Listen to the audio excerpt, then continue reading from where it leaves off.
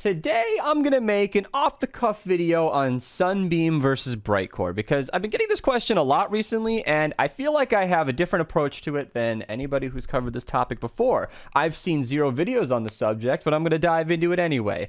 The main difference and the importance of this question, for those of you who might be wondering, is, well, Sunbeam and Brightcore can only be selected once. So if I compare my Storm King's Furies here, I have 2 different schematics because once you choose Shadow Shard or Sunbeam or Brightcore and Obsidian, but Obsidian's the tier 4, so Obsidian and Brightcore, you're locked to that copy and you can not really change it again. I have a whole video which is like a minute long basically showing you that if you put something in the collection book, which I can't do because I have it in the book, and then you take it back out of the book, you can reset it back to a level 20. It costs you 20 V-Bucks, but you can switch it that way. You are unfortunately screwed over with the founder stuff. My revolt will be Brightcore forever. I just wanted to be different, you guys. I just wanted to be different. I was so annoyed that Sunbeam was the answer 99% of the time, and that's why I'm making this video. So let's get into the actual differences before I explain why you want to do Sunbeam always. The Storm King's Fury is a perfect example because I happen to have 2 copies, and I had to re-perk this just for you guys. This is the 3rd time I'm recording this video because my perks were all different. But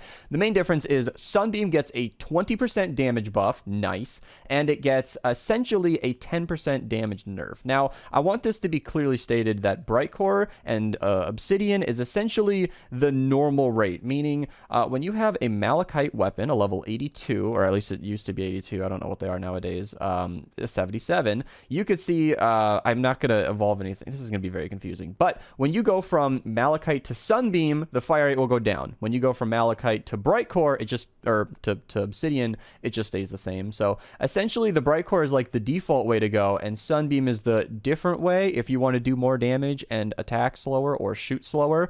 And then lastly, the default durability of 375 for most weapons goes down to 300 for most weapons. That's different based on the weapon, but bear with me. You get more durability, more attack speed or fire rate, and less damage with Brightcore. Essentially, with Sunbeam, you're shooting 10% slower to do 20% more damage, and you have a 20% less durability while doing 20% more damage. So theoretically speaking, if you're taking, 20% less time to kill an enemy, you're not even going to need that durability anyway. And that is why you do Sunbeam.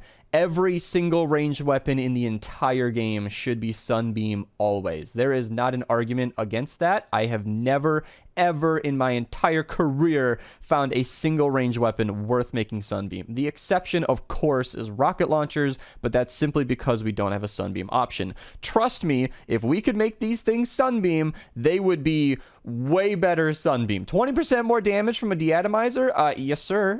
Yes, sir. Could you imagine a Storm King's Wrath, which is Sunbeam? You don't have to imagine it because math exists. Just take 241k and put 20% on top of it and do like 300,000 damage a shot. That would be nuts because you can see that it's critting for 320%, which would be about a 4.2 multiplier. You'd be hitting for like 1.2 million on a crit, which is pretty much what we're already doing. So my math could be a little off there, but I'm saying it would hit like a truck. Now the difference is, and the only reason I'm recording this video is because I always like to be correct. I don't want to misinform people. So when I say Sunbeam always, every single time I speak those words or I type them in comments, there's this little asterisk in the back of my brain that says 99% of the time.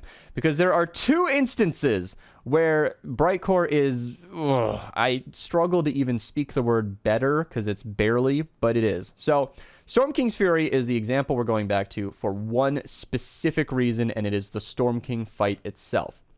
I've showed this in gameplay before. I don't know how much I want to edit here, but I might show it here, where the damage you're doing to the Storm King's Horn is the same whether it's Sunbeam or Brightcore, because the horn is not an enemy, okay? For enemies, you're going to be doing 20% more, but it is technically an environmental item, which essentially means that smacking the Storm King's Horn is essentially the same as smacking a car or like a wall or a bush.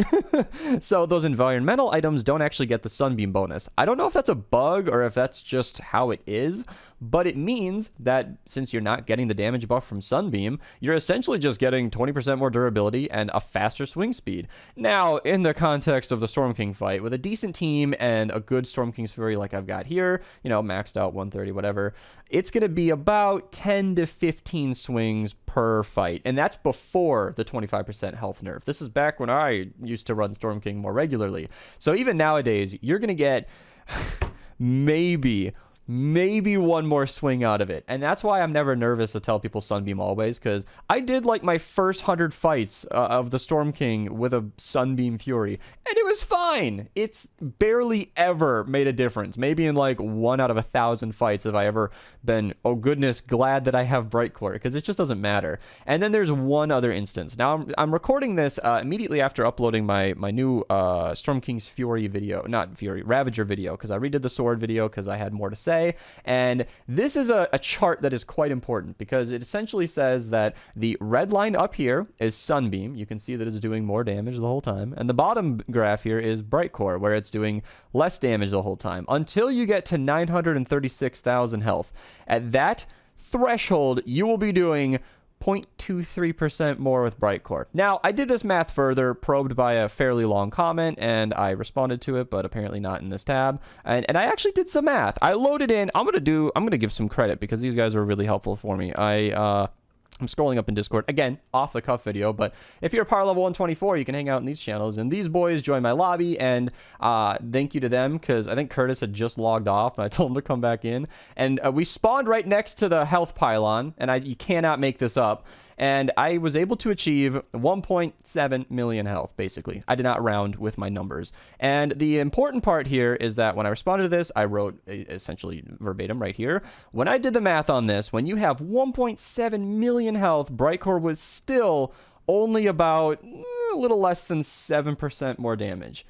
And that is technically true. Brightcore can technically be stronger if you're using Luna and triple attack speed on a Storm King's Ravager, and you've got all the stops pulled. I even did that math with a power level 144 supercharged Paleo Luna, and even then, we're talking less than 7%. Only when you have a certain amount of health. So if you're low health, Sunbeam would be better anyway. And this is why the conversation of Sunbeam versus Brightcore has been essentially distinguished in the, extinguished, I should say, in the community. It's been deflated to the point where Sunbeam always, even in these very niche, literally, those two examples are the only thing I had planned for this video, because they are the only times I have ever seen it actually matter to any extent worth mentioning. And even in those circumstances, Sunbeam would be just fine. It'd be completely fine. To this day, your boy recording this video uses a 144 Ravager wherever it went. It's Sunbeam. I'm fine. We're good. Technically, at full health, I'm doing, what, 7% less damage? Never have I noticed it, and it absolutely annihilates. In fact, in the recording of the gameplay for this, while I was on stream, I was just going whoosh, as it was like, it was killing stuff faster than... I've recorded 200 best perks videos in my day, and the Ravager was killing Smashers faster than pretty much any weapon I've ever played with. And that's a pretty high praise, but I know what I'm talking about when I say that something doesn't matter. So, anyway, I am at the risk of rambling at this point. I've made my point. If you guys insist on going Brightcore because it feels better, knock yourself out. Consider yourself informed. If you are going to pass on this information, feel free to share this video and the Ravager video if you please. But you can essentially just say Sunbeam always, and know that even if the person technically is asking about a Fury, even if they make it Sunbeam and they're using it on the Storm King, they're going to be completely fine. Thank you guys so much for watching. Subscribe for more. Twitch link down below where I test some of this stuff out. And yeah, I'll see you guys next time. And